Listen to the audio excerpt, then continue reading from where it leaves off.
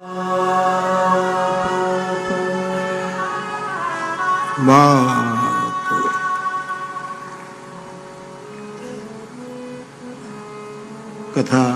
સંવાદમાં પ્રવેશ કરીએ તે પહેલા ફરી એક વખત ભગવાન ગોપનાથજીના ચરણમાં પ્રણામ કરી મહેતાની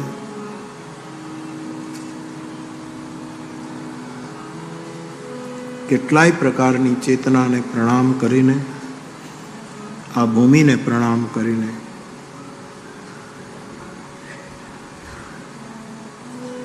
ગોપનાથ તીર્થધામના બે મહાપુરુષો વર્તમાન પૂજ્ય સીતારામ બાપુ અને પૂજ્ય આત્માનંદ સરસ્વતીજી બાપુ, આ બંનેના હૃદયપૂર્વકના આશીર્વાદ આ કથા એમના ચરણોમાં પ્રણામ કરું છું. અન્ય સાધુ સંતો, મહાપુરુષો, વિદ્વાનો, જુદી જુદી વિદ્યાના ઉપાસકો કથામાં જ્યાં વિરાજમાન હોય એ બધાને પણ વ્યાસપીઠ પરથી પ્રણામ કરું છું. આપ સૌ મારા શ્રોતા ભાઈ બહેનો, નિમિત્ત માત્ર મનોરથી પરિવાર સૌને વ્યાસપીઠ પરથી મારા પ્રણામ. જય સિયારામ, જય ગોપનાથ. બાપ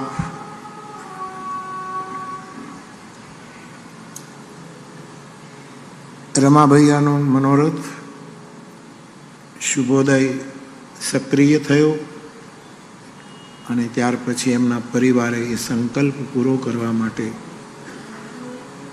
આ ગોપનાથના સ્થાનમાં કથા થાય એના એ મનોરથ પૂરો કરવાના સાત્વિક પ્રયત્નો કર્યા. વીરપુર જલારામ બાપાના પ્રતિનિધિ તરીકે ભરતભાઈ, પછી મહુવાથી ચિમનભાઈ, આજુબાજુના ગામના સૌ ભાઈ બહેનો, સૌએ એમાં ખૂબ સહયોગ કર્યો.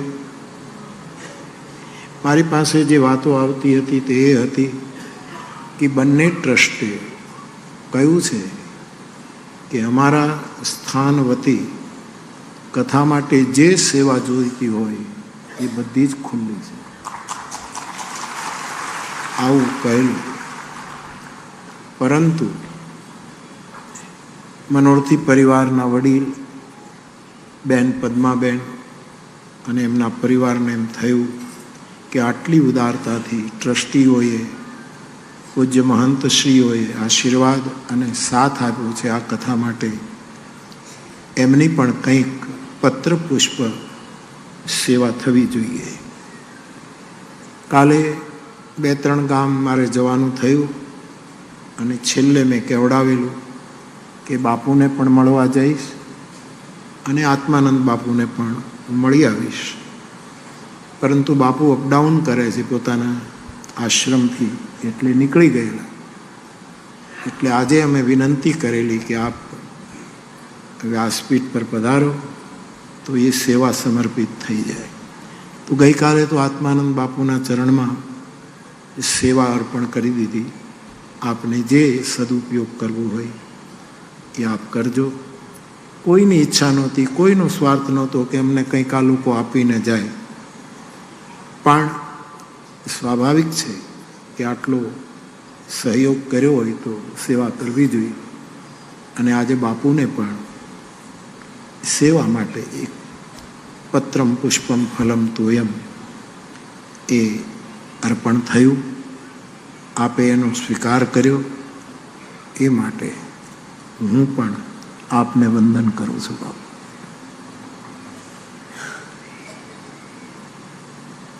બીજું, આજે સુભાષભાઈ ભટ્ટ ભાવનગર સરાઈમાં રહે છે. એમના વિચારોને પ્રોફેસર અધ્યાપક મારા પરમ સ્નેહી દીનુભાઈ ચુડાસમાએ પુસ્તક તૈયાર કર્યું અને એનું બ્રહ્માર્પણ થયું આજે ગોપનાથની આ વ્યાસપીઠ પરથી. એનો પણ રાજીપો વ્યક્ત કરું છું. આ અધ્યાપક ગુણવંતભાઈના વિચારોને પ્રસ્તુત કર્યા કરે છે પોતાના ગ્રંથોમાં, સુભાષભાઈને પ્રસ્તુત કર્યા કરે છે.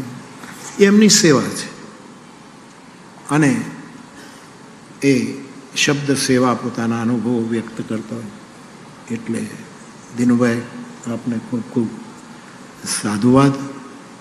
આપે વ્યાસપીઠ માટે પણ ઘણી સેવા કરી છે, એ માટે પણ સાધુવાદ. અને સુભાષભાઈ તો એક અભ્યાસુ અને અનુભવી બહુ જ સારી સ્થિતિએ પહોંચેલા મહાપુરુષ છે. રહે છે બિલકુલ સામાન્ય, પણ માનસમાં જેમ લખ્યું છે ઉદાસીન નિત રહીય ગોસાઈ. ઉદાસીન વૃત્તિના અંતર્મુખી માણસ છે, બેઠકના માણસ છે. એટલે ઉદાસી છે અને પ્રવાસી પણ બહુ છે. હિમાલયનો પ્રવાસ એમણે બહુ કર્યો. પગ પગ હિમાલય. મને તો અહીં આવ્યા ત્યારે બીજે દિવસે કહેતા હતા રવિવારે કે બાપુ અમે 5 જણા હોઈએ ને અમને એક હિમાલયમાં કથા આપો ને તમે અને અમે 5 જણા, અને તમે કહો એ અમે સાંભળીએ. ઈચ્છા તો થાય કે આવું પણ થાય, પણ જ્યાં હોય મેળો ત્યાં રામદાસ ભેળો. આ બધાને કેમ રોકવા? પણ વિચાર તો બહુ સારો. મને પણ એમ થાય જેમ યજ્ઞકુંડની પાસે બેસીને 4-5 જણા બેઠા હોય અને જે સત્સંગ થાય, જેને હું યજ્ઞોપનિષદ કહું છું, એ યજ્ઞોપનિષદ છે. અને એ જે દેશી મળે જો આપણા દેશના, તો એનો પણ એક આનંદ હોય છે. પણ આ ભીડમાં પણ મારી માનસિકતા તો એ જ છે કે હું વ્યક્તિગત જ ચર્ચા કરું છું. કથા ભીડનો વિષય છે જ નહીં. હું બોલું છું એ વ્યક્તિગત મારું વક્તવ્ય છે. જેને સમજાશે એને એ પકડી લેશે. આજે આલોચનાત્મક 2 પ્રશ્નો આવ્યા છે. અહીંયા બધા વખાણ કરતા જ પ્રશ્નો આવે એવું નથી કે મોરારી બાપુની વ્યાસપીઠ આમ ને મોરારી બાપુ આમ ને આટલી કથાઓ કરીને, એવું બધું નથી હોતું. એટલે જે સારું લખે એ પણ ક્યારેક આપણે કહી દઈએ, એની સંતોષાય એટલા માટે થોડું વાત કરીએ તો એ પણ મારે કહેવું જોઈએ.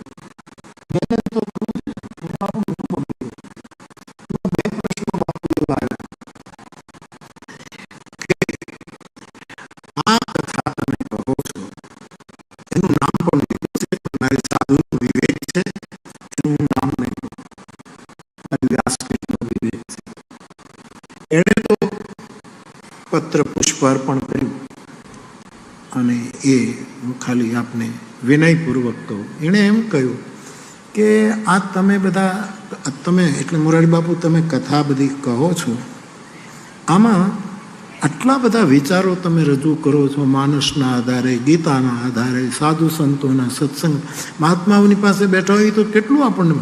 કાલે જગદીશભાઈ આત્માનંદ બાપુ કેવા ખીલ્યા હતા. સાધુની પાસે બેસીએ સાહેબ તો કેટલું જાણવાનું મળે. બાબાજીએ કાલે બહુ આનંદ કરાયો પોતાના અનુભવ કઈ. તો સાધુ સંતો પાસેથી, સદગ્રંથો પાસેથી અવલોકન કર્યું હોય, ઘણા બાજુથી વહેણ આવતા હોય, પણ વીરડો આપણો હોય, હથેળી આપણી હોય, થપાટે આપણી હોય. એને નીતરતું કેમ કરવું એ કોઈ સાધુ કરી શકે. બાકી તો સરવાણીઓ બધી જગ્યાએથી આવતી જાય. આનો ભદ્રા ક્રતવો યંતુ વિશ્વતઃ, જેનાથી રોજ કથાનો આરંભ થાય છે વેદ મંત્રથી. તો એમણે એમ પૂછ્યું કે આટલા બધા વિચારો રજૂ થાય છે, એમણે અમુક કથાઓ સાંભળ્યા પછીનું આ એનું તારણ છે, એનું સ્વાગત કરો. આપણા પંથકના જ છે, આપણા હોય એ જ આપણને આનંદ કરાવે ને.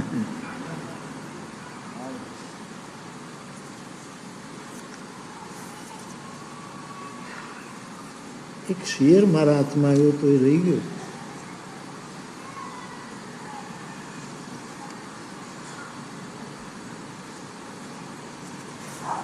ભૂલાઈ ગયો. એક શેર બહુ સરસ હતો આવા ટોપિક ઉપર, પણ હું કાલે લઈ આવીશ અને પછી આપને કાલે કહીશ. તો બાપ પિંકીએ મોકલ્યો છે.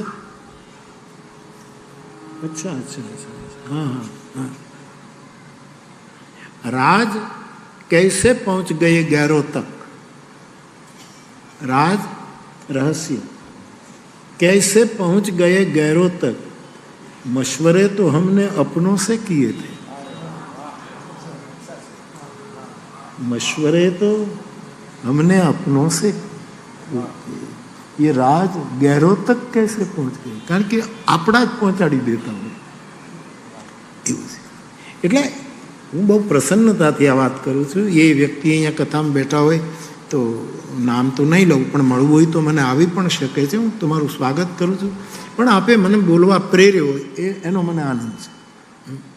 આમાં છે ને ઈશ્વર જ મુકમ કરોતી વાચાલમ એવું નથી કે ઈશ્વર જ મૂંગાને બોલતો, આવા પરમેશ્વરો પણ આપણને મૂંગાને બોલતા કરતા હોય છે. આ પણ એનો આનંદ છે. એમણે પ્રશ્ન પૂછ્યો એવો કે આટલા વિચારો રજૂ થાય છે, એમાંથી તમે કેટલા વિચારો સ્વીકાર્યા? અધિકાર છે, કેમ આટલું બધું તમે સાંભળો, તમારે મને પૂછવાનો અધિકાર છે. તમે બરાબર છો, પૂછવું જ જોઈએ તમારે. કયા કયા વિચારો? રામચરિત માનસની કથાથી મારે વિનમ્રતાથી સાધુઓની, ભગવાન ગોપનાથની સાક્ષીએ કહ્યું, મેં પહેલો વિચાર સ્વીકાર્યો છે માનસમાંથી, વૈશ્વિક વિચાર. હું આખા વિશ્વનો વિચાર કરું. અને વસુધૈવ કુટુંબકમ એ આપણું સૂત્ર છે કે આખી પૃથ્વી મારો પરિવાર છે. પણ ત્યાં રોકાવું ન જોઈએ. રામાયણ જેણે જીવ્યું હોય એને ખાલી વસુધાને જ પરિવાર નહીં, વૈશ્વિક. અને આપણા ઋષિમુનિઓએ અથવા તો આપણા લોકમુનિઓએ, શ્લોક મુનિઓ છોડી દો, આપણા લોકમુનિઓએ આખા વિશ્વને આપણો પરિવાર ગણ્યો છે. એટલે તો આપણે ચાંદાને મામા કીધા. આપણો વૈશ્વિક પરિવાર, ચાંદા આપણા મામા છે. આપણો ધરતી આપણી માં છે, સૂરજ આપણો દાદો છે. કેવલ પૃથ્વીનો જ વિચાર ન કર્યો ભારતીય સાધુઓએ, વૈશ્વિક વિચાર કર્યો. મેં તો એવો પ્રયત્ન કર્યો છે, કેટલા આપણે સફળ થઈએ. આશીર્વાદ આપજો, અને તમે તો ખાસ આપજો આશીર્વાદ, જેણે આ પ્રશ્ન પૂછ્યો છે. માનસ મને તમને વૈશ્વિક વિચાર કરતા કરે છે, એ ચોક્કસ છે. આખા જગતનો આપણને વિચાર આવે. મરીશ સાહેબની ગુજરાતીમાં એક ગઝલ છે, પુરુષોત્તમ ઉપાધ્યાયે કમ્પોઝ કરી છે. એમાં આવો વિચાર છે, એવું તમારી પાસે રજૂ કરું.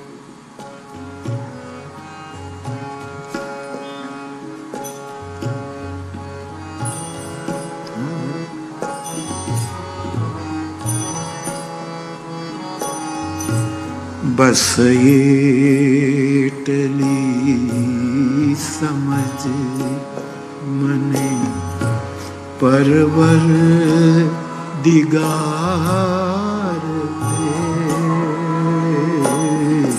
બસ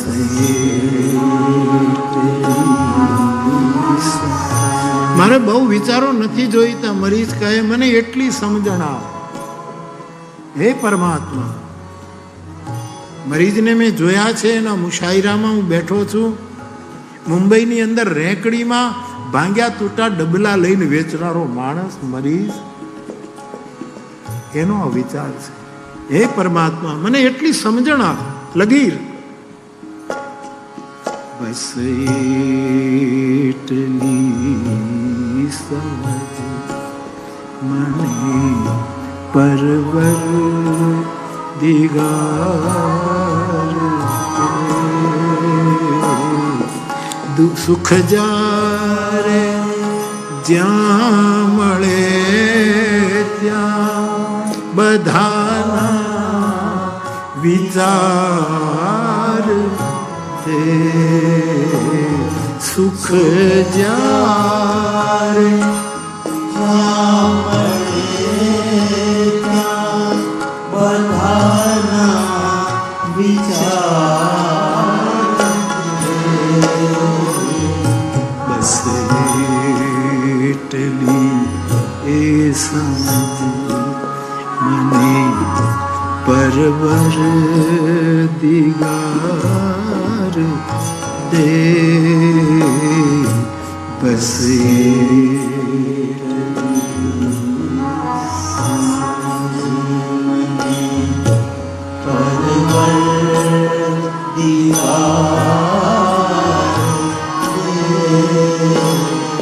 તો બાપ મને એટલી સમજણ આપને મરીજ સાહેબ કહે કે મને સુખ જ્યારે જ્યાંથી જેટલું જેનાથી જે સમયે મને મળે ત્યારે મને બધાના વિચારો આવવા જોઈએ.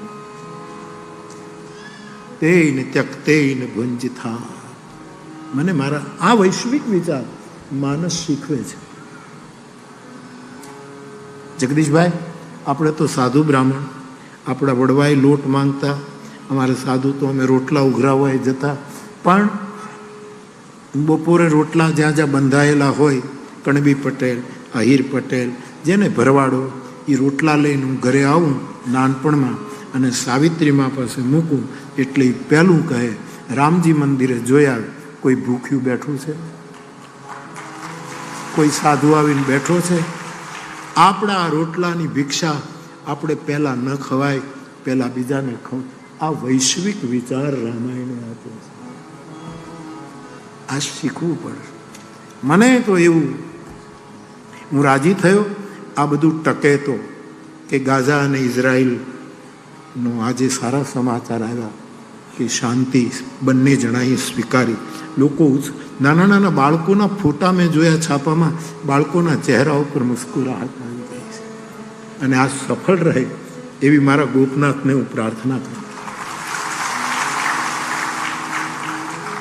આપણને બધાનો વિચાર આવવો જોઈએ સાહેબ. કળિયુગનો પ્રભાવ બધાને નડ્યો છે એ હું સમજુ છું, પણ ગામડામાં બેઠેલા સાધુ બ્રાહ્મણોને આ વિચાર આવતો બધાનો વિચાર કે અમને મળ્યું એ અમારે વહેંચવું જોઈએ. આ જગદીશભાઈ ત્રિવેદી મારો પરમ સ્નેહી જણ, સેવાનો ભેખધારી, એમણે 3 ઉપર PhD કર્યું. એમના નાના દેવશંકર મહેતા દાદા, એમના ગુરુ શાહબુદ્દીન, અને પછી એનો ભાવ એટલે વ્યાસપીઠ.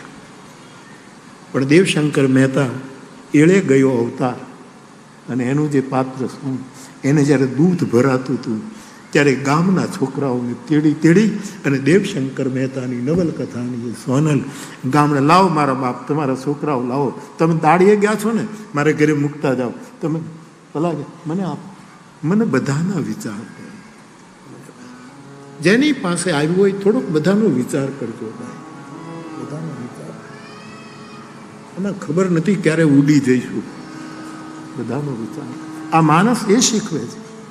મને તો આવા વિચારો આવે, એને આ બધાના આશીર્વાદથી હું પ્રયત્ન કરું છું કે વિશ્વના વિચાર. મેં તો કીધેલું કે મને આ લોકો કથા કરવા દે તો હું દેશની કથાઓ બંધ કરીને ત્યાં 2ની બોર્ડર ઉપર કથા કરું. આ મેં કીધેલું છે. આ યુક્રેન અને રશિયાની બોર્ડર ઉપર હું બેસું, મારી નાખે તો મારી નાખે, એમાં શું મોટી વાત છે. આમે કથાએ મારી જ નાખ્યા છે ને, ક્યાં જીવવા દીધા છે. અમે પતી જ ગયા છે. આમ મને તમને બધાના વિચાર તો વડીલ આપે જે પ્રશ્ન પૂછ્યો છે, મને આવું બોલવા માટે મૂંગો હતો એને બોલતો કર્યો છે. એનો આભાર માનીને કહું છું. અને મારા શ્રોતાઓ પાસે પણ એ અપેક્ષા રાખું કે આપણે બધાના વિચારો કરવા, બધા થોડો ફેરફાર કરીએ. તો એક તો વૈશ્વિક વિચાર આવે છે, અનુભવાય છે. પ્રભુ જેટલી ગતિ કરાવે એટલી ગતિ પણ કરી શકાય. બીજું, આ કથાએ મને વિજ્ઞાન વિચાર આપ્યો. હું કેવલ ધર્મને પકડી નથી ચાલતો, વિજ્ઞાન અને અધ્યાત્મ વિનોબાઈએ જેમ ભેગા કર્યા એ વાત લઈને ચાલુ છે. કારણ કે અમારી રામાયણના એક પરમ શ્રોતા અને રામાયણના પરમ સર્જક વાલ્મીકી અને હનુમાનજીને તુલસીદાસજીએ વિજ્ઞાન વિશારદ કહ્યા છે. વંદે વિશુદ્ધ કવિશ્વર અને કપિશ્વર. આ વિજ્ઞાન માણસને શાસ્ત્રમાંથી વિજ્ઞાન વિચાર, કેટલું વિજ્ઞાન આમાં ભર્યું છે. આ પણ સ્વીકારવાનું બહુ જ આનંદપૂર્વક મન થાય કે કેવલ પીટી પીટાઈ વાત નહીં, માણસમાં વિજ્ઞાનના સૂત્રો ક્યાં ક્યાં છે એ વિચાર પણ આપણામાં ઉતરે. તો હું તો એવી કોશિશ કરું છું. વૈશ્વિક વિચાર, વિજ્ઞાન વિચાર, અને ત્રીજો એ તો હવે લોહીમાં છે એટલે વૈરાગ્ય વિચાર કર્યા કર. વિરાગ હોહીન વિષય વિરાગ ભવન બસત ભા ચોથ પન.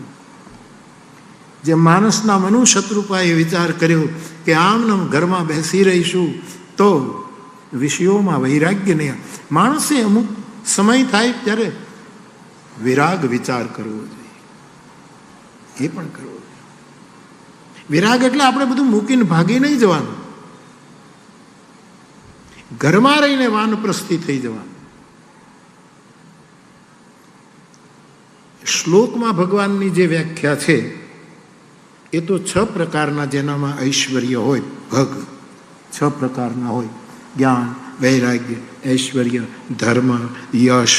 આવા 6 શ્લોકમાં છે. એ 6 પણ લોક તરીકે ભગવાનની વ્યાખ્યા શું કરું?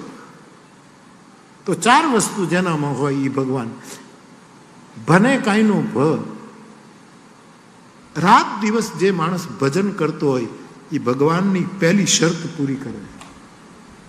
આપણી ગંગા સતી કહે, સદા એ ભજનનો આહાર.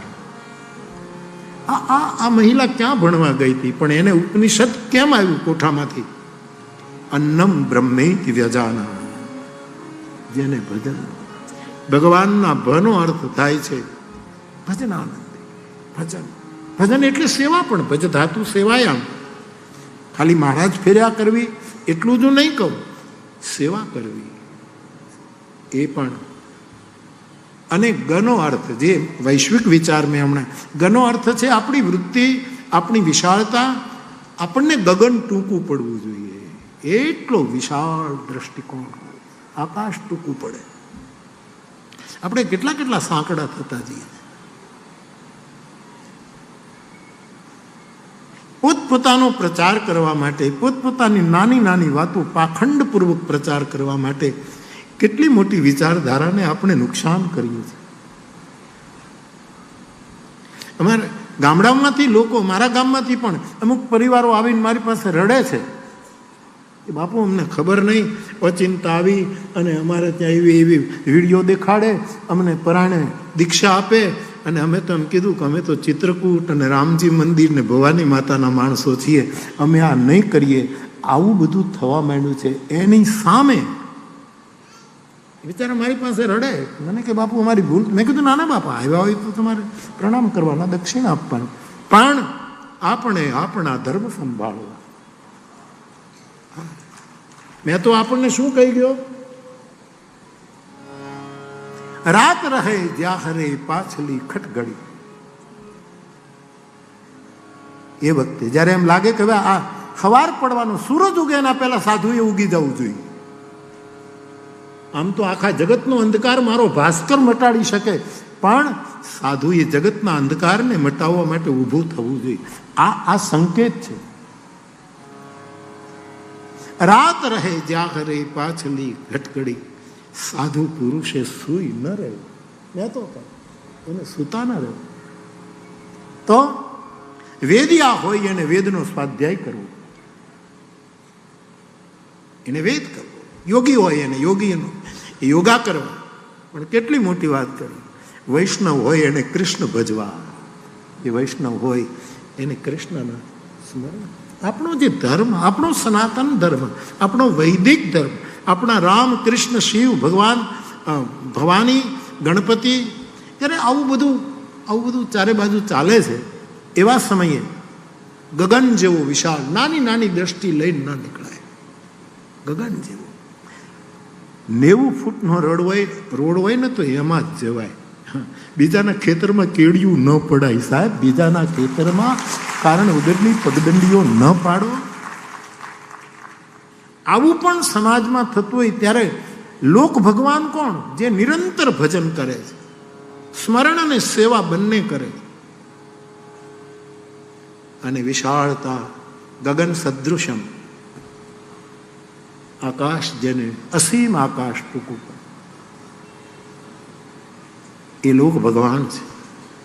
વાનો અર્થ મેં હંમેશા કર્યો છે કે ઘરમાં રહે, ગૃહસ્થ જીવન જીવે, બધાના જેવા કપડાં પહેરે, બધાની સાથે બેસીને ખાય, બધાની સાથે વાતો કરે, કોઈ વિશેષતા નહીં, છતાંય ભવનમાં રહી અને જેની દ્રષ્ટિ વન તરફ હોય એવું વાનપ્રસ્થ જીવન. એ ભગવાનનો વને કાનો વા, એ જ્યાં છીએ ત્યાંથી. હવે આને ગમે નહીં, પણ હવે મારાથી રહેવાતું નથી આ જગદીશભાઈ માટે. કહું બાપ, તમને ગમશે નહીં, પણ હું તો જ્યાં સારું ભાડું ત્યાં તો મારે, હું ન બોલું તો સાધુ પુરુષે સૂઈ ન રહેવું. ના, સાધુ પુરુષે સૂઈ. વ્યાસપીઠ કોઈના વખાણ કરવા માટે નથી, કોઈની નિંદા કરવા માટે નથી, પણ સત્યની સ્થાપના માટે તો જરૂર છે. સત્યની સ્થાપના. એમણે જ્યારે પ્રોગ્રામનું બધું લેવાનું બંધ કર્યું, પૈસાનું, અમારે વિચરતી જાતિની કથા હતી ને જગદીશભાઈ ત્યાં આવ્યા. આપણે બાપુ વિરમગામવાળા બાપુ પણ પધારેલા, અને ત્યારે એમણે કહ્યું, બાપુ એમ થાય છે કે હવે કાંઈ લેવું નહીં, સમય આવે બધું કરજો. પછી કહ્યું કે પ્રોગ્રામના કોઈ પૈસા ન લઉં, જે આવે એને સત્કર્મમાં. 11 કરોડનો એને સંકલ્પ હતો, 19 કરોડને વટાવી ગયો છે આદમી.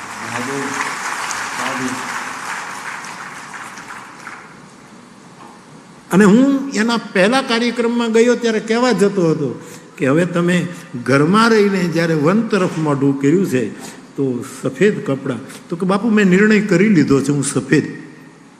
આવું વાનપ્રસ્થપણું ઘરમાં રહીને, કેનેડામાં રહીને, એક પગ હિન્દુસ્તાનમાં ને એક પગ અમેરિકા, કેનેડા, ઓસ્ટ્રેલિયા, આ જે થઈ રહ્યું છે એનો મને આનંદ હોય, એનો મને આનંદ હોય. ક્યાં ભગવાનને ગોતવા જવા સાહેબ? આ 4 વસ્તુ જેનામાં નિરંતર ભજન, જેની વિચારધારા ગગન જેવી, ઘરમાં રહીને જેણે વાનપ્રસ્થ ઉભો કર્યો હશે, રહેવું ઘરમાં, મોઢું વન તરફ, એ છે વૈરાગ્ય વિચાર. એ ત્રીજો વિચાર વૈરાગ્ય. અને નનો અર્થ છે કોઈ નકારાત્મક વલણ જ નહીં. નકારાત્મક એ લાઓત્સે કહી ગયા છે. લાઓત્સુ કહે છે કે આખા જગતને જાણે અને એને ખબર છે કે આ વસ્તુ બરાબર નથી, તો પણ એ જ્યારે સામે આવે ત્યારે એની સાથે કોઈ દિવસ નકારાત્મક વલણ ન કરે, એને એટલો આદર આપે કે એના મા બાપે પણ ન આપ્યો હોય. આવું નકારાત્મક વલણ, આ લોક ભગવાનની વ્યાખ્યા છે તલગા. તો બાપ વિજ્ઞાન વિચાર. હમણાં અમે અહીંયા 2 દિવસ પહેલા અમારે મનુભાઈ ગુર્જર પુસ્તકો છાપે છે, મનુભાઈ આવ્યા મને મળવા. અને ડૉક્ટર પંકજ જોશી વૈજ્ઞાનિક છે ભાવનગરના, ડૉક્ટર પંકજ જોશી, એનું પુસ્તક ને બધું વિજ્ઞાન ને અધ્યાત્મ ને બધું લઈને આવ્યા. અને અમે મારા ઉતારે અમે બેઠા હતા ત્યારે વિજ્ઞાન અને ધર્મની વાત થતી હતી. મેં કહ્યું કે વિનોબાજીનો એક વિચાર મને ગમે છે જોશી સાહેબ, આપને ખબર જ હોય પણ હું આપને કહો તો કહું કે હા, મેં કહું વિનોબાજીએ જબરદસ્ત પ્રકાશ પાડ્યો કે વિજ્ઞાન ગતિ આપી શકે પણ દિશા તો ધર્મ જ આપી શકે કે કઈ દિશામાં ગતિ. વિજ્ઞાન કેટલી ગતિ, કેટલા પ્રકાશ વર્ષની સ્પીડે યાનો જાય છે, અમુક તો કેટલા વર્ષથી ગયું છે અને ગયા જ કરે, એક ગ્રહ પાસેથી નીકળે એ ધક્કો મારે, એ વળી પાછો બીજા પર. આ વિજ્ઞાન ગતિ બહુ કરે પણ દિશા તો આપણા દેશનું અધ્યાત્મ આપે કે કઈ દિશામાં ગતિ કરવી. આ વિનોબાજીનું દર્શન મેં આદરણીય ડૉક્ટર પંકજભાઈનું કહેતું તો બાપ નકારાત્મક વલણ નહીં, નિષેધ કોઈનો નહીં. રાજેન્દ્ર શુક્લ કહે છે નિષેધ કોઈનો નહીં, કોઈનો નકાર નહીં, તું આમ છો નહીં. હા, નિદાન કરાય, નિંદા કોઈની ન કરાય. નિદાન તો કરવું જ જોઈએ. ડૉક્ટર આપણને નથી કહેતા ભાઈ તમે આ ભૂલ કરી એટલે તમને શરદી થઈ, 3 દિવસની ખાટી છાશ પી ગયા છો એટલે શરદી, તો એ આપણને ઠપકો જ આપે છે, આપણી ટીકા જ કરે પણ એ નિંદા નથી, એ નિદાન. અને જો સદગુરુને વૈદ કહ્યું હોય તો એને નિંદા કરવાનો નહીં, નિદાન કરવાનો તો પૂરો અધિકાર છે. સદગુરુ વૈદ વચન વિશ્વાસ. તો બા આવું છે. તો મેં આપને આ તો વડીલે પૂછ્યું એટલે વૈશ્વિક વિચાર, બીજો વૈજ્ઞાનિક વિચાર, ત્રીજો વૈરાગ્ય. ધીરે ધીરે ધીરે ધીરે ધીરે અને એ કાર્ય ગોપીચંદ છોડીને નીકળી જાય. યદ હરેવ વિરજેત તદ હરેવ પ્રવ્રજેત. શાસ્ત્રનું જ્યારે લાગી જાય ત્યારે નીકળી જાવ, પણ આપણે એવી ઉતાવળ ન કરાય. જુનાગઢ ગયેલા પાછા અઠવાડિયે પાછા આવી ગયા, 2-3 ક્ષેત્રમાં રોટલા ખાઈ પાછા આવી ગયા. સૂત્ર તો છે કે જ્યારે તમને લાગી જાય એ જ વખતે નીકળી જાઓ. શુકદેવને લાગી તો યમ પ્રવ્રજંતમ અનુપેતમ અપેત કૃત્યમ દૈપાયનો. નીકળી ગયો, અરને પોતાની ખભે નાખી, બાપને કીધું રામ રામ, જય સિયારામ, ઓમ નમો ભગવતે વાસુદેવાય. યદા હરેવ વિરજેત તદા હરેવ પ્રવ્રજેત. પ્રવ્રજેત એટલે નીકળી જવાનું. પણ આપણે એ કક્ષાએ નથી, આપણે ધીરે ધીરે ભૂલે ભૂલે વૈરાગનો વિચાર કરો, ડગલે ડગલે. મિલન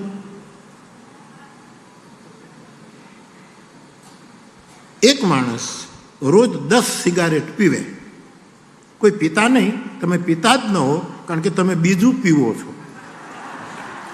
આ દરિયાનો કાંઠો, મારી પાસે રિપોર્ટ આવે છે કે કેટલું કેટલું ન પીવાનું પીવે છે. અને આ સરતાન પર ને આદિ ગામડાઓમાં કેવા કેવા કિસ્સાઓ બન્યા. આ બાવો તમને વિનંતી કરે છે કે જે તે પીવાનું હોય બંધ કરજો. આ બધું બંધ થવું જોઈએ. કથા સાંભળ્યા પછી આ મૂકજો. હા, ચા પીવાની તમને છૂટ છે કારણ કે એ હું પીવું છું. કડક મીઠી પીવાની છૂટ છે કારણ કે હું પીવું છું. ગરમા ગરમ પીવાની છૂટ છે જો તમારી જીભ આ લોડ સહન કરે તો, નહીં તો ટોટી વળી જાય. હજી નહીં તો એકદમ ગરમા ગરમ પીવો એટલે ટોટી વળી જાય. ચા પણ વ્યસન છે, એ પણ છૂટી જાય તો બહુ સારું, પણ હવે હું પીવું છું એટલે એમાં તો હું કંઈ કહી શકું નહીં. અને મારે ભીખારામ કાકા તો એવું કરતા કે જન્મથી જેણે ચા ન પીધી હોય ને એને ગમે તેમ કરીને પીવડાવી દે. મેં કીધું કાકા આને બિચારાને નથી પીધી, 60 વર્ષના સાધુ છે. નહીં કે બાપુ આપણે તો બાળકોને સંસ્કાર આપવા અને બુઢાઓને સંસ્કાર આપવા, સંસ્કાર આપવા આપણે એમ કરીને પી. અને ચાના પૈસા પાછા હોટલમાં એની પાસે જ અપાવડાવે. ચાનું હું કંઈ ન કહી શકું, પણ મારો સમાજ, મારો મલક, આ પંથકમાં મહુવા અને તળાજાની વચ્ચેના પંથકમાં બધે બહુ કથાઓ. દાઠામાં પણ મેં કથા કરી. અમે સાથે ભણતા હતા શાહપુરમાં. મહેશ પંડ્યા દાઠાનો છોકરો. અમે એક સાથે એક રૂમમાં રહેતા. જ્યારે શિક્ષકની પ્રમાણપત્ર માટે સર્વોદય આશ્રમ શાહપુરમાં ભણતા હતા. એને દાઠાના વડીલોએ બ્રાહ્મણોએ બધાએ કીધું કે મોરારી બાપુની સાથે તમે ભણ્યા છો, આટલું કરી દો ને, બાપુની કથા લાવી દો ને. અને એણે મોરારીની પાસે કાંઈ ન માગ્યું, જિંદગી પર નહોતું માગ્યું. એવો બ્રાહ્મણ અમારો મહેશ. એણે મને કીધું બાપુ અનુકૂળ હોય દાઠાનો છું, આપણે સાથે રહે, અનુકૂળ હોય ને તમને મનમાં બેસે તો આટલું ગામમાં જો એક મેં એને કથા આપી, મેં એની કથા કરી, તો આ પંથકમાં ઘણી કથાઓ કરી છે. એટલા માટે કહું છું કે વ્યસનો છોડજો. સંસ્કૃતમાં વ્યસનનો અર્થ જ થાય છે દુઃખ. વ્યસન માની એવં કુલીના વ્યસના વિભૂતા ન નીતિ માર્ગમ પરિલંઘયંતી. આમ કહીને વ્યસન એટલે દુઃખ, એ બધું ઓછું કરજો. તો મિલન રોજ 10 સિગારેટ જે પીવે અને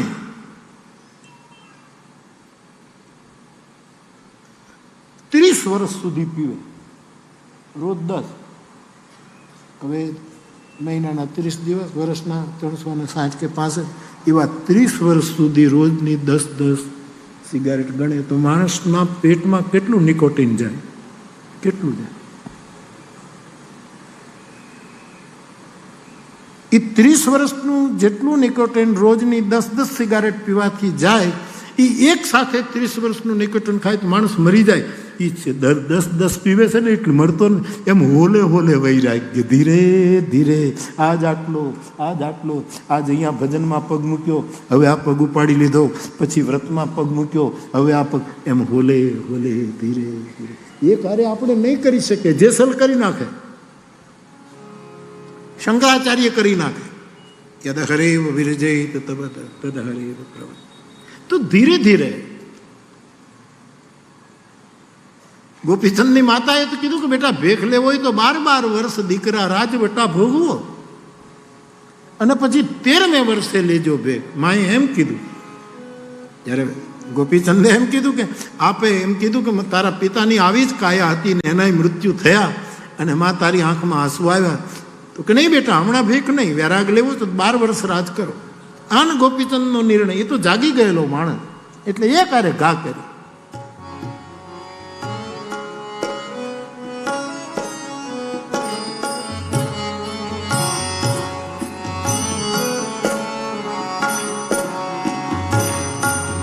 આને 13મે વર્ષે રે લેજો ભેખ રે ભરતરી.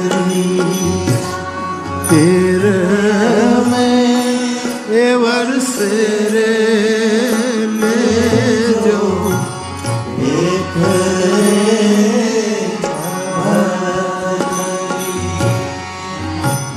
12 વરસ માળી કોણે જીઓને જોયા જી.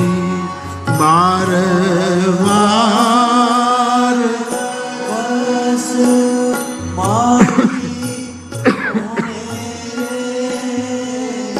જોયા હમણાં એ પેરું રે ભગવો ભેખ રે ભરતરી. હું તો હમણાં પેરું રે ભગવો ભેખ રે ભરતરી. કાનદાસ બાપુ આખી હારમાળા જે ભજન ને લેતો હતો, એ રોતો જાય ને બીજાને રોવડાવતો જાય ભેખ ના. ગજબનો અંદરથી ગાતો હતો ને કાનદાસ. યદ હરેવ વિરજેત તદ હરેવ પ્રવ્રજેત. તો હું ને તમે વૈરાગ્ય વિચાર કરીએ ધીરે ધીરે ધીરે ધીરે ધીરે.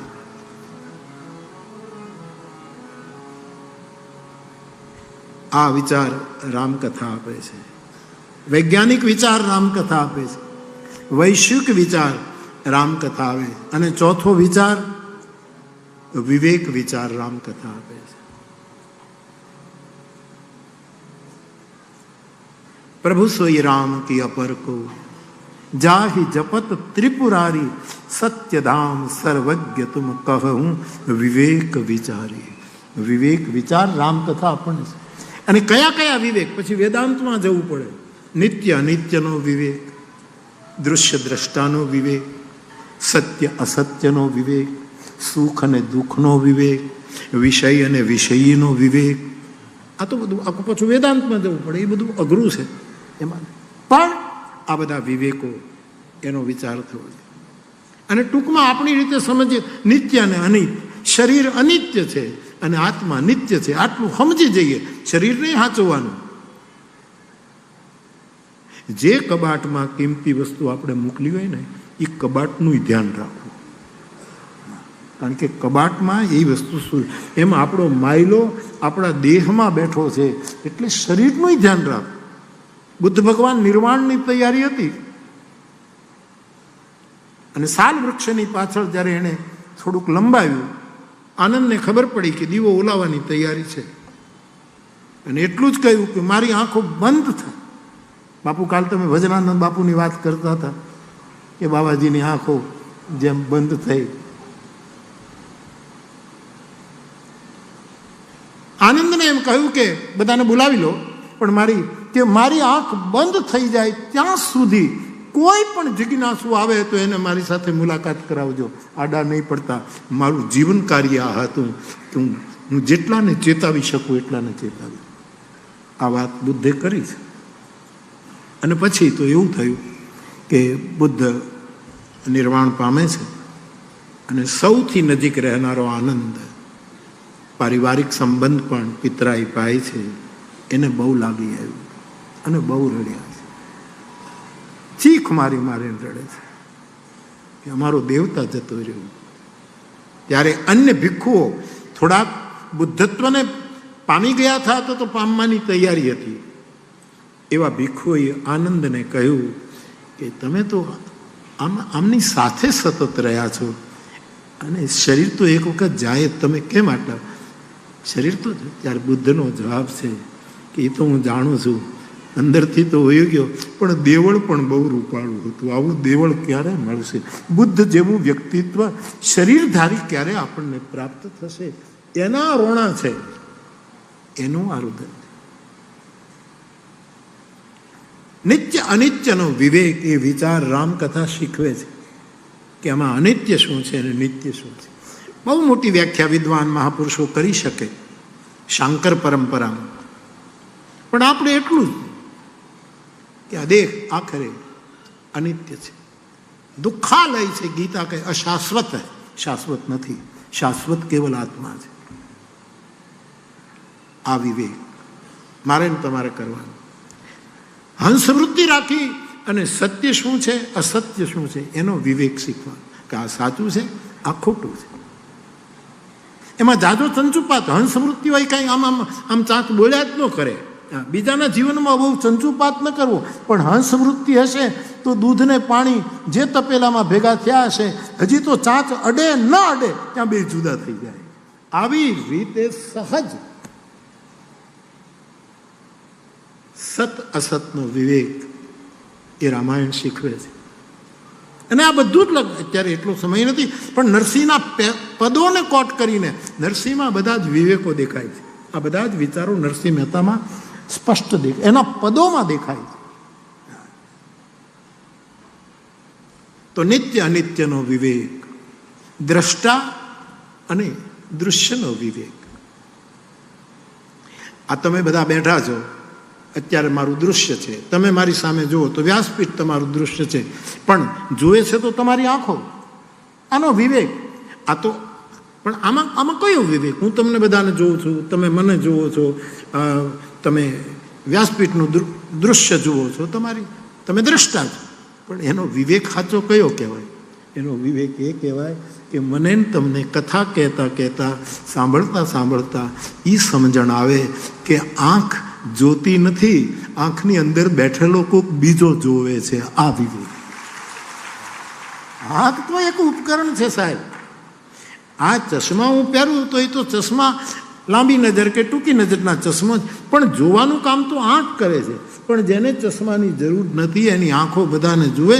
પણ દૃશ્ય અને દ્રષ્ટાનો વિવેક વેદાંતમાં એમ કહે કે અંદર કોઈક બીજું જોઈ રહ્યું, અને એની ચોપાઈ છે માણસમાં. મારે તો અહીંયા જ પૂછવું પડે, આ જ ખીલો હોંગવો પડે કે ભાઈ આમાં છે પ્રમાણ.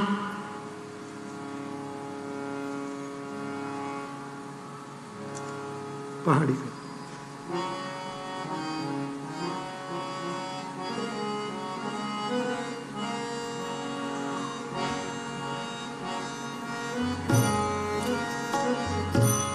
અને હું નથી બોલ્યો, તુલસીદાસજી પણ નથી બોલ્યા, એક વૈજ્ઞાનિક મહાપુરુષ માણસમાં બોલ્યા છે. આ વિવેક માટેની સ્પષ્ટ પંક્તિ આ માણસનું વેદાંત છે.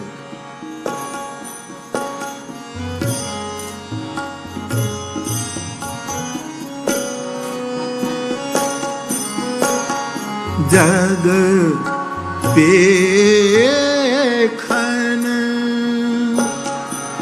તુમ દેખ નિહારે, જગ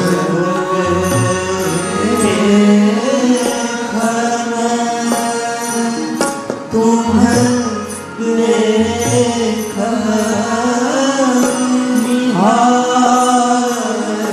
વાલ્મીકીજી ભગવાન રામને અયોધ્યા કાંડમાં કહે છે કે હે રાઘવ, આ જગત તમારું દૃશ્ય છે અને તમે એના દ્રષ્ટા છો.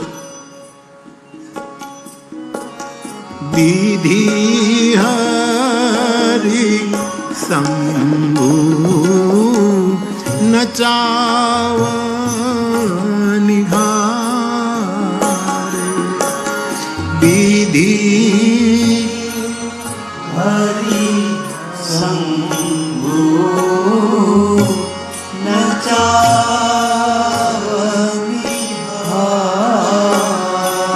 આ થયો દૃશ્ય અને દ્રષ્ટાનો વિવેક, સત્ય અસત્યનો વિવેક, સુખ અને દુઃખનો વિવેક. આ વિચારો રામાયણ આપણને સમજાવે. કેટલું આપણે આચરી બતાવીએ એ ખબર નથી, પણ કોશિશ કરીએ.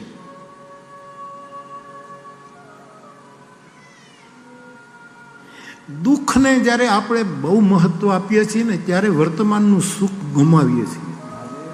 વધારે પડતું દુઃખને અરે મરી ગયા, શેર આમાં, શેર બજારમાં આમથી આમ થઈ ગયું, ચાલ્યા જ કરવાનું. પણ તમે વધારે પડતું દુઃખને એટલું બધું મહત્વ ન આપો, પરિણામ એ આવશે કે વર્તમાનનું સુખ ભૂલાઈ જશે. આ સુખ અને દુઃખનો વિવેક. અને સુખને પણ એટલું બધું મહત્વ ના આપો. આ અમારે ઘરે આટલા વીઘા જમીન, મારે આટલું, મારું આટલું, સુખને વધારે પડતું મહત્વ ના આપો. નહીતર એ જ જે પોષતું તે મારતું એવો દિશે ક્રમ કુદરતી, એ જ દુઃખનું કારણ બની. આ વિવેક રામાયણ શીખવે છે. ભગવાન રામને વનવાસ થયો અને પિતાજીને કહ્યું મને પહેલા કહેવું જોઈતું હતું ને, હું ક્યારનો નીકળી ગયો હોત પિતાજી. વનવાસ માટે આપને આટલી બધી પીડા થાય છે, મને પહેલાં કહી દે, હું મારી માની રજા લઈ આવું. અને ભગવાન રામ જ્યારે કૌશલ્યા પાસે રજા લેવા આવ્યા, માનો તો ખબર નથી કે રામને વનવાસ છે. એ તો એમ કહે છે બેટા જલ્દી કર, ભોજન કરી લો, આ કરી લો, હમણાં વર્ગમાં બધું સવારી નીકળશે, કેટલું મોડું બધા રાહ જોવે છે તમારા અભિષેકનો. ત્યારે તુલસીદાસજી કહે છે કે માના જે વચનો હોય સુરતરુના ફૂલ જેવા, પણ નિરખી રામ મન ભંવર ન ભૂલા. રામનો મનરૂપી ભંવરો એ પ્રલોભનમાં ગયો નહીં. રામને ખબર હતી કે અત્યંત સુખ વર્તમાન, અત્યંત સુખને જ્યારે આપણે અત્યંત પ્રભાવિત થઈએ એમાં ક્યાંક દુઃખ છુપાયેલું છે. અને દુઃખથી જ્યારે અત્યંત પ્રભાવિત થઈએ ત્યારે વર્તમાનનું સુખ આપણે બોલાવે. આ વિવેક રામાયણ આપે છે. તો વૈશ્વિક વિચાર રામાયણ આપે, વૈજ્ઞાનિક વિચાર રામાયણ આપે, વૈરાગ્ય વિચાર રામાયણ આપે, વિવેક વિચાર રામાયણ. આ બધા વિચારો વ્યક્તિનો પણ માણસે વિચાર કરવો જોઈએ. કોઈ માણસ ગમે તે જાત હોય, ગમે તે વર્ણ હોય, ગમે તે હોય, પણ વ્યક્તિનો પણ વિચાર, આપણી જાત આપણા માટે નહીં, વ્યક્તિનો વિચાર કરવો. આ વિચાર પણ રામાયણ શીખવે છે. ભગવાન રામે કૌલ, કિરાત, ભીલ, પતિત, વંચિત, અસ્પૃશ્ય બધાનો વિચાર કર્યો. આ વિચાર રામાયણ શીખવે. તો વિવેક વિચાર, વિજ્ઞાન વિચાર, વ્યક્તિ વિચાર, વૈરાગ્ય વિચાર, આ બધા વિચારો તો વડીલે જેણે પૂછ્યું છે એને મારે આટલો વિનયપૂર્વક જવાબ છે કે આવું કંઈક થઈ રહ્યું છે, આશીર્વાદ આપજો, તમે જ આશીર્વાદ આપજો કે આમાં અમે સફળ થઈએ. આ એક પ્રશ્ન. બીજો પ્રશ્ન, આ તમારી કથા સાંભળી સાંભળીને દુનિયા કંટાળી નહીં જાય? લે લે લે